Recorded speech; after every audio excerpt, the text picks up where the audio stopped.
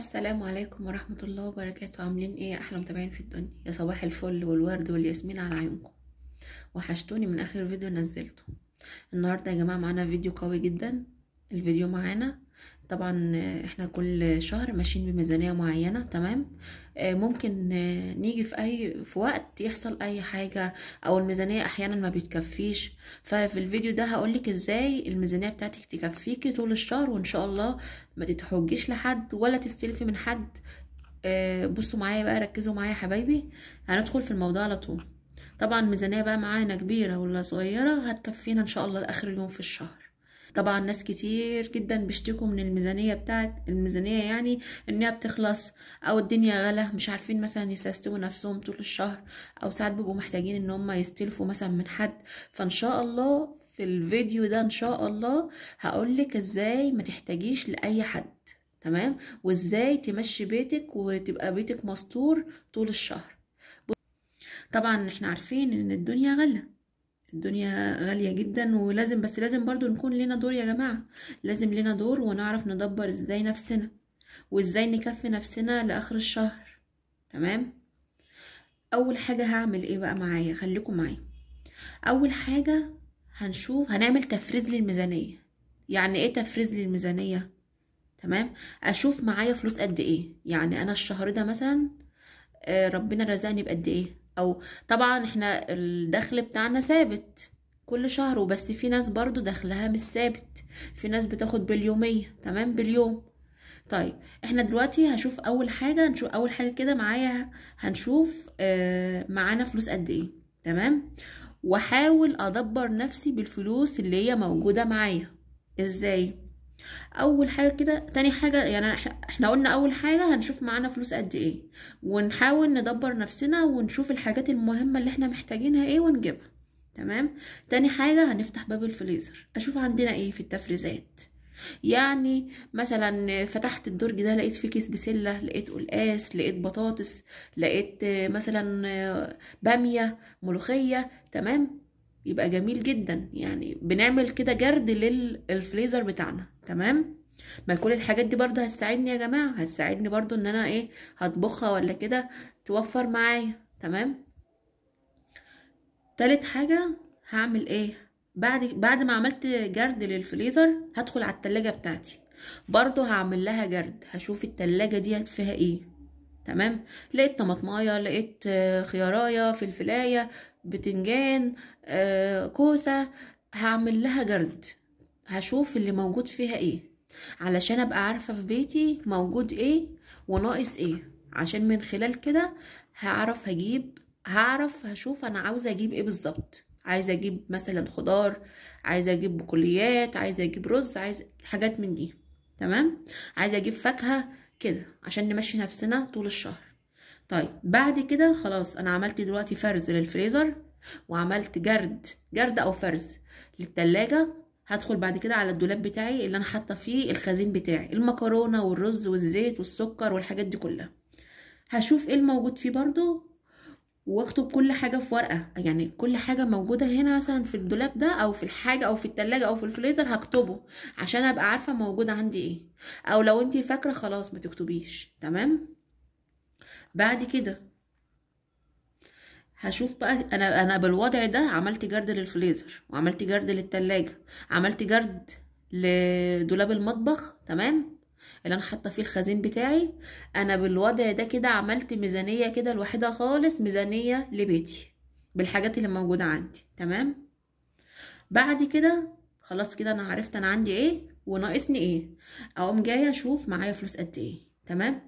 اول شيء في الميزانيه، لو انتوا بتدفعوا ايجار حطوا فلوس الايجار على جنب وما تجوش فيها، ما تجوش جنبها خالص. تاني حاجه هحط مبلغ كده على جنب للطوارئ. المبلغ ده ايدي مش هتيجي عليه خالص، يحصل اي حاجه ولا كده ولا كده لا قدر الله، ما نزنقش وما نستلفش لحد، يبقى معانا مبلغ على جنب كده نسيبه ايه للطوارئ. بعد كده يا جماعة هحتاج طبعا هعمل بقى ايه فرز كده للوجبات بتاعتي طول الشهر، تمام. هشوف هحتاج قد ايه فراخ، هحتاج قد ايه لحوم، قد ايه سمك، قد ايه كبدة. لو هجيب وراك مثلا هشوف هجيب قد ايه، تمام. هقسم وجبات كده تكفيني لطول الشهر، تمام. تمام. ربنا يوسع علينا كلنا يا رب جميعا. وبرضو يعني ايه، ما كلفش برضو نفسي قوي واخلص مثلا مصروفي كله في البروتين او في اللحوم، لا هقسم كده بالعقل. مثلا هعمل مثلا في الاسبوع مثلا مرة بروتين، او في الاسبوع مرتين بروتين، حسب المقدرة بتاعتكم. تمام. طبعا بقى يختلف زي ما انا قلت لكم قبل كده، فراخ، لحمة، سمك، كبدة، وراك، اي حاجة من فيها ايه بروتين. تمام. بعد كده هشوف بقى في الاسبوع كده هعمل كام وجبة. تمام. يعني هشوف هعمل كام وجبة. زي ما قلنا من شوية بروتين. هنقسم كده برضو، هنقسم بقى مثلا يومين في الاسبوع، يوم في الاسبوع. تمام. مرة مثلا كل 10 ايام، براحتكم حسب ميزانيتكم وحسب مقدرتكم. تمام. تمام. المهم بعد كده هشوف الحاجة الموجودة عندي ايه وامشي نفسي بيها. عندي بقى مثلا كيس مكرونة، عندي رز، عندي بسلة، عندي مثلا كيس بامية، تمام، ملوخية، اي حاجة من اللي موجودة عندي همشي نفسي بيها، من الفرز اللي انا عملته في الفريزر بتاعي والفرز اللي انا عملته في التلاجة بتاعتي. تمام. تمام. وفي نفس الوقت كمان يا جماعة ابقى حاطة حصالة كده معايا في المطبخ. ليه؟ او مش ما فيش حصالة، مثلا جيبي برطمان كده ازاز وحطي فيه، كل ما يتوفر معاكي مثلا، اتبقى معاكي مثلا 3 جنيه النهارده حطيهم، اتبقى معاكي 10 جنيه بكره حطيها، اتبقى 20 جنيه معاكي حطي. جيتي اليوم ده مشيتي نفسك بيه، والمصروف بتاع اليوم اتبقى كل حطيه. هتيجي في وقت هتلاقي نفسك محتاجة تجيبي اي حاجة، هتقومي فاتحة البرطمان ده وهو اللي هيفرجها عليك. تمام. ربنا يوسع علينا كلنا يا رب، ويكفينا شر السلف والدين يا رب، اللهم امين، ويشفي مرضانا يا رب جميعا. المهم طبعا لما اشوف بقى برضو الحصالة عندي يا جماعة كده في المطبخ او البرطمان ده، هبقى متحمسة. تمام. ان انا كل شوية اي حاجة تتبقى معايا هقوم حطاها. تمام. بعد كده برضو من الميزانية بتاعتي هعمل جزء للمنظفات. هشوف المنظفات الاساسية اللي انا عايزاها ايه، مش هجيب حاجات فرعية، هجيب الحاجات الاساسية. هخلي جزء برضو للبقالة، هشوف انا محتاجة ايه من البقالة واجيب. تمام. والحاجات ديت هجيبها على مثلا ايه، يعني المنظفات هجيبها مثلا لمدة اسبوعين. تمام. لو قدرت تجيبها لمدة شهر بيها. البقالة هجيبها برضو لمدة اسبوعين، لان كل ما هتنزلي البقالة كل او مثلا تجيبي منظفات هتجيبي حاجات زيادة، هتصرفي. تمام. عشان نمشي نفسنا كده بالاكل اللي عندنا. طيب حصل عندي دلوقتي عجز في اي حاجة، هعمل ايه؟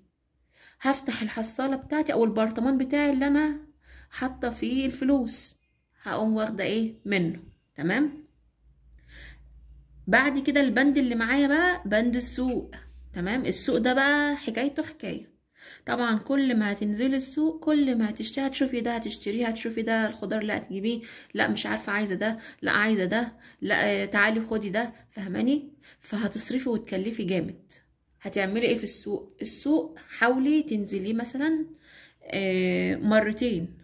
مرتين مثلا في الشهر. يعني حاولي تنزلي مثلا كل اسبوعين، كل اسبوعين انزلي السوق، جيبي حاجتك اللي تكفيكي.